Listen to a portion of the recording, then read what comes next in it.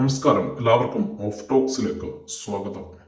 മലയാളികളുടെ ഏറ്റവും പ്രിയപ്പെട്ട ഒരു താരം വിടവാങ്ങിയ ദുഃഖകരമായിട്ടുള്ള ഒരു വാർത്തയാണ് നിങ്ങളിലേക്ക് പങ്കുവെക്കുന്നത്.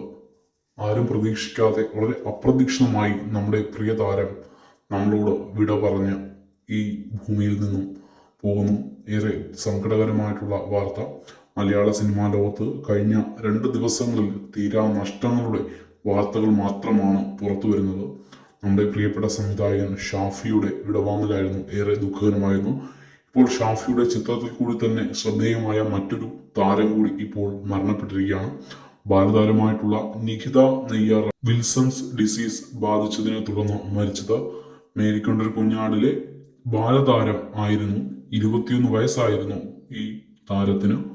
വിൽസൺസ് ഡിസീസ് എന്ന അപൂർവ രോഗബാധയ്ക്ക് ചികിത്സയിലിരിക്കെയാണ് മരണം സംഭവിച്ചത്.